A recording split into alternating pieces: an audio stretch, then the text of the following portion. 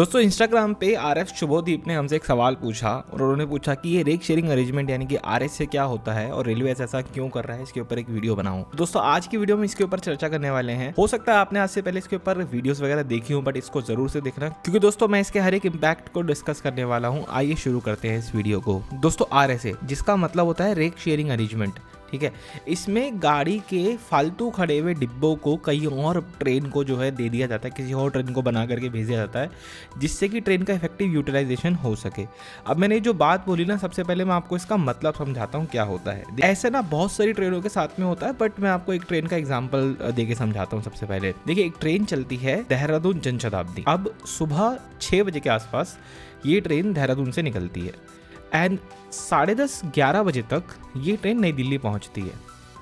और ये ट्रेन कुछ देर खड़ी रहने के बाद लगभग 2:30 बजे के आसपास नई दिल्ली दौलतपुर जनशताब्दी बन करके नई दिल्ली से चली जाती है। दोस्तों इसी तरह से बहुत सारी ट्रेनों के रेक शेयरिंग अरेंजमेंट अलग अलग ट्रेनों के साथ में किए जाते हैं, ठीक है। जैसे एग्जाम्पल समझिए, कोई ट्रेन अपने डेस्टिनेशन पे सुबह 8 बजे पहुंची है।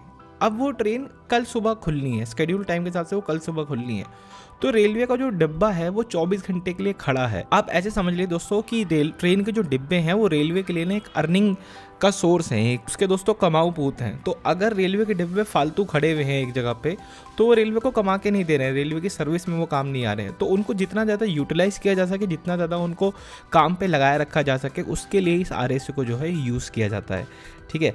दोस्तों इसमें ना एक और इम्पॉर्टेंट चीज़ को समझाता हूँ। एक ना रेलवे में एक टर्म होती है स्टेबलिंग लाइन्स। ये स्टेबलिंग लाइन क्या होता है? ये इसका मतलब होता है जैसे ट्रेन जब यूज़ में नहीं है, अभी उसकी मेंटेनेंस भी नहीं चल रही, उसका शेड्यूल टाइम भी नहीं आया, तो उसको कहाँ खड़ा रखोगे आप? तो उसके लिए पटरी तो बनाओगे ना, हवा में तो लटका के खड़ा नहीं करोगे। वो जो पटरी है जहाँ पे वो सिर्फ खड़ी होगी, ना वो प्लेटफॉर्म पे लगी हुई, ना वो या कहीं खड़ी हुई, तो उसको स्टेबलिंग लाइन्स बोलते हैं। अब रेलवे अगर आरएस यानी कि रेक शेयरिंग अरेंजमेंट नहीं करेगा और कोई गाड़ियाँ जो स्टेशनों पे आके लगती हैं, फिर वो 12 घंटे बाद, 20 घंटे बाद, समटाइम 24 घंटे बाद खुल रही है, तो दोस्तों इन दैट केस उनको स्टेबलिंग लाइन्स पे खड़ा करेंगे। अगर आप आरएस नहीं करोगे तो आपके पास ज्यादा ट्रेनों को खड़ा रखना पड़ेगा। आप उदाहरण के तौर पे समझो, अगर नई दिल्ली स्टेशन से एक दिन में 100 गाड़ी बनती खुलती हैं एक दिन में, तो उसको 100 स्टेबलिंग लाइंस को बनाना पड़ेगा। कहाँ से लाएगा इतनी सारी स्टेबलिंग लाइंस? और एक और एग्जांपल देता हूँ। जैसे आप लोगों ने कई बार ट्रेनों में देखा होगा कि कुछ ना ट्रेनें वीकली होती हैं, वीक में सिर्फ 1 या 2 बार ही चलती हैं। उसमें क्या होता है, बस एक ही रेक होता है जो आगे पीछे घूमता रहता है और कहीं जाता नहीं है दोस्तों। अब दोस्तों इस आरएसए के अंदर ही ना एक और चीज़ होती है। समटाइम्स क्या होता है कि आपके पास ट्रेन की जो रिटर्न विंडो है, मतलब एग्जाम्पल समझो, ट्रेन आज 8 बजे यहाँ पे आई, अभी ट्रेन रात को 11 बजे खुलेगी, तो आपके पास ये कुछ 12 और 3 15 घंटे ट्रेन के हैं। अब इसमें आप गाड़ी को आरएसए नहीं कर सकते। आरएसए का मतलब कहीं और नहीं भेज सकते कि कहीं जाए और वहाँ से जा करके वापस भी आ जाए, आप ऐसा नहीं कर सकते। और जिस जगह पे हमें कर रहे हैं वहाँ पे गाड़ी का सेकेंडरी मेंटेनेंस है।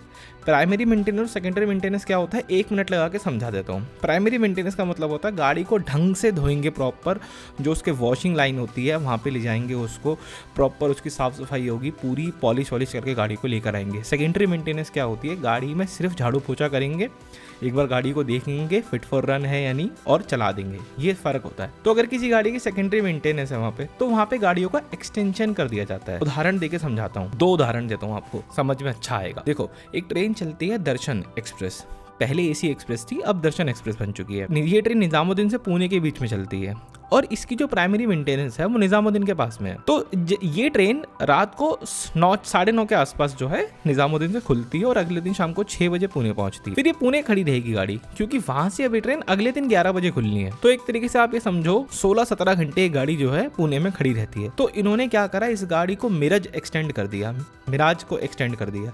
अब होता क्या है कि शाम को 6:30 जब ये पुणे पहुंचती है, वहीं से गाड़ी एक्सटेंड हो गई, आगे चली जाती है मिराज तक, और वहां ये दोस्तों रात को 1 बजे पहुंचती है और वहां से सुबह 4 बजे खुलती है और अगले दिन सुबह 11 बजे यहाँ पे आके खड़ी हो जाती है। तो जो सेकेंडरी मेंटेनेंस है गाड़ी का, वो मिराज में कर दिया जाता है, क्योंकि वो करने में बहुत कम टाइम लगता है और गाड़ी को हमें खामखा खड़ा भी नहीं रखना पड़ा। अब ये डिसीजन क्यों लिया गया वो आपको समझाता हूँ।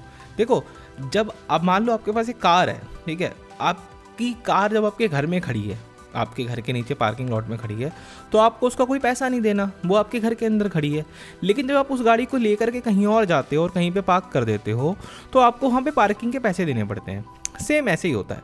जब दर्शन एक्सप्रेस दिल्ली से निकलती है और जब वो दिल्ली की गाड़ी दिल्ली में खड़ी है, कोई दिक्कत नहीं, जितना मर्जी खड़ी रखो, लेकिन जैसे ही वो सेंट्रल रेलवे में जाके खड़ी हो रही है, जब वो पुणे में जाके खड़ी हो रही है, तो वहाँ पे पुणे के अंदर पार्किंग के पैसे देने पड़ेंगे। वहाँ पे स्टेबलिंग चार्जेस में, स्टेबलिंग लाइन पे आप खड़ा कर रहे हो गाड़ी को, स्टेबल के करने के पैसे देने पड़ेंगे। तो नॉर्दर्न रेलवे चाहेगा ना कि मैं अपनी गाड़ी को जितना ज़्यादा यूज़ कर सकूँ, तो अगर उसको वो पैसे नहीं देने, वो पैसे बचाने हैं, क्योंकि ये पैसे घंटे के हिसाब से होते हैं, तो उन्होंने वो गाड़ी को एक्सटेंड कर दिया मिराज तक।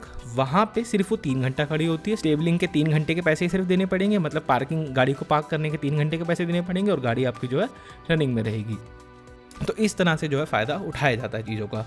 ऐसे एक एग्जांपल ले लो आप जयपुर प्रयागराज एक्सप्रेस का। इस गाड़ी को पहले पूरे दिन जयपुर में खड़ा होना पड़ता था। गाड़ी सुबह सुबह जयपुर आ जाती थी, फिर रात को जयपुर से निकलती थी।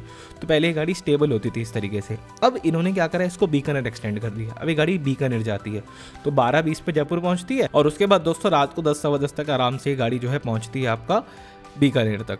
दोस्तों उम्मीद करता हूँ आपको RSA का कॉन्सेप्ट अच्छे समझ में आ गया होगा और मैंने अपनी पूरी मेहनत से जो है आपको समझाने की पूरी कोशिश करी।